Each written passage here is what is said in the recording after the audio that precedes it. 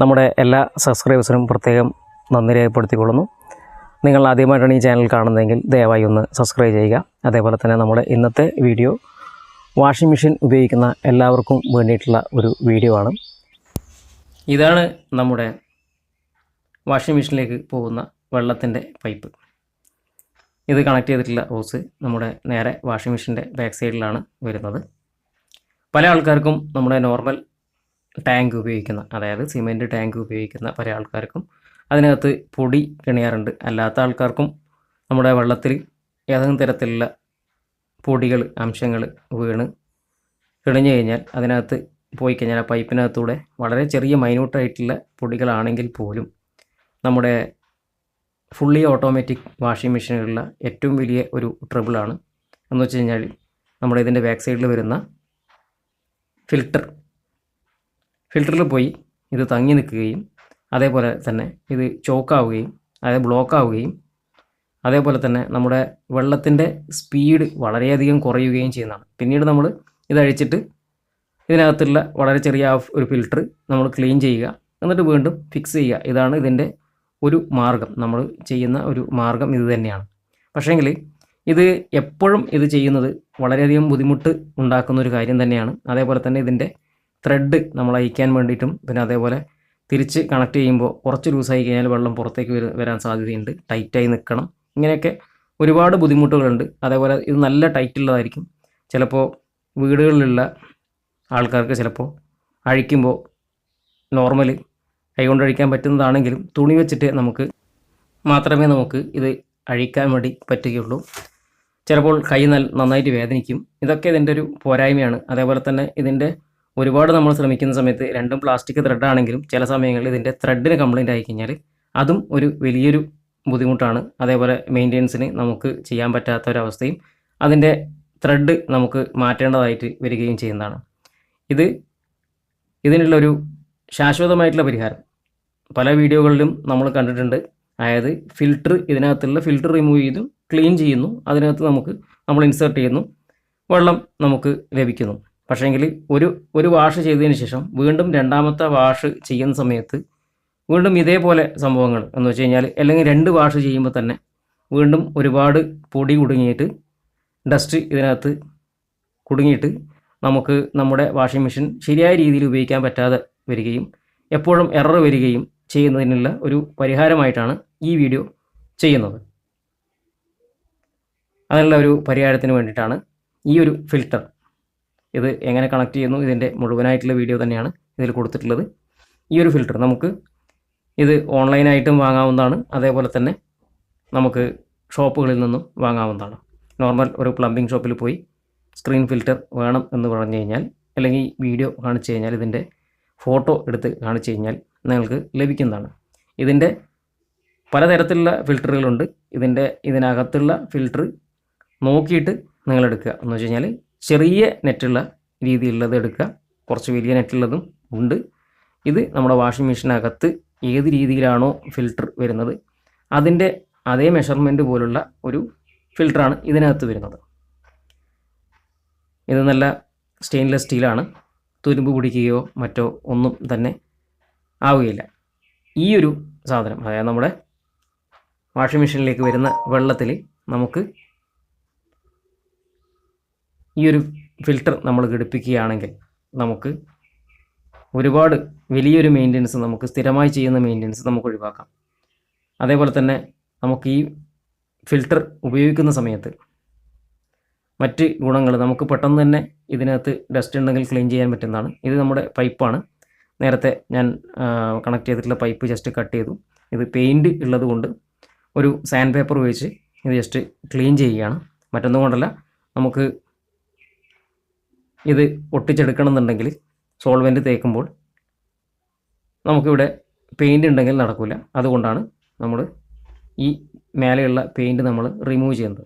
Sand paper ഉപയോഗിച്ച് just ഒന്ന് clean ചെയ്തു. ഇനിയിപ്പോൾ നമുക്ക് എങ്ങനെ കണക്റ്റ് ചെയ്യുന്നു എന്നത് നമുക്കൊന്ന് നോക്കാം.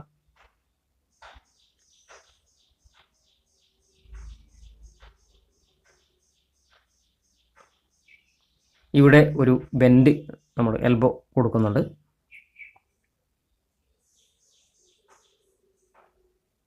ഇത്രയും ഭാഗം ഇൻസെർട്ട് ആയിട്ടിരിക്കുകയാണ്. ഇതുപോലെ നമുക്ക് ബെൻഡ് കൊടുക്കാം. എൽബോ കൊടുത്തിട്ടുണ്ട്.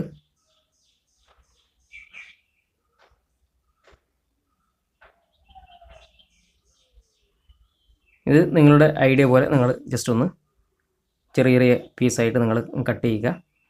അത് ഏത് രീതിയാണോ നിങ്ങളുടെ സ്ഥലത്ത് കൊടുക്കാൻ പറ്റുന്നത് അതിനനുസരിച്ച് നിങ്ങൾ തന്നെ പൈപ്പ് ചെറുതായിട്ടൊന്ന് കട്ട് ചെയ്യുക. നമ്മൾ ഈ രീതിയിൽ നമ്മൾ കണക്റ്റ് ചെയ്തിട്ടുണ്ട്. ഇതിൻ്റെ ഇൻപുട്ടും ഔട്ട്പുട്ടും കൃത്യമായിട്ട് നോക്കുക. സെൻറ്ററിലേക്ക് വെള്ളം വരുന്ന രീതിയിലും, അങ്ങനെയാണെങ്കിൽ നമുക്ക് കൃത്യമായിട്ട് അത് ക്ലീൻ ചെയ്യാൻ വളരെ എളുപ്പമായിരിക്കും. ഇത് ഇൻപുട്ടും ഔട്ട്പുട്ടും നിങ്ങൾ കൃത്യമായി നോക്കിയിട്ട് നിങ്ങൾ ഈ സ്ക്രീനിൽ കാണിക്കുന്നത് പോലെ തന്നെ ഇതിൽ ചെയ്ത പോലെ തന്നെ നിങ്ങൾ ചെയ്യുക, ഉപയോഗിക്കുക.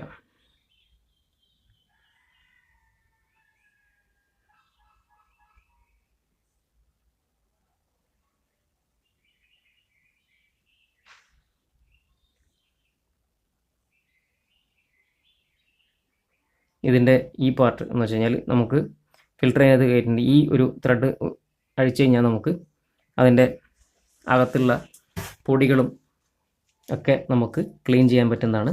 ഇതിനകത്ത് നിന്നും ഒരു തരത്തിലുള്ള പൊടികളും നമ്മുടെ വാഷിംഗ് മെഷീൻ്റെ സെക്ഷനിലേക്ക്, ആ ടാപ്പിനകത്തേക്ക് പോവുകയില്ല. ഇങ്ങനെ പോവാതിരിക്കുന്നത് കൊണ്ട് നമുക്ക് അപ്പുറത്തുള്ള വാഷിംഗ് മെഷീൻ്റെ ഫിൽറ്റർ നമ്മൾ റിമൂവ് ചെയ്യേണ്ട ആവശ്യമില്ല, നമ്പർ 1.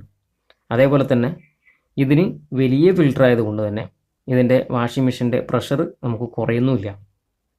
കൂടുതൽ നമുക്ക് വാഷ് ചെയ്യുന്ന സമയത്തും പ്രശ്നങ്ങൾ വരുന്നില്ല.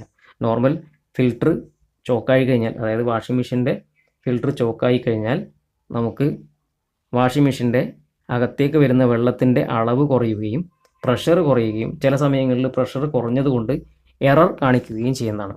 ഈ എറർ കാണിക്കുന്നതോടെ തന്നെ നമ്മുടെ വാഷിംഗ് മെഷീൻ പ്രവർത്തിക്കാതിരിക്കുകയും ചെയ്യും.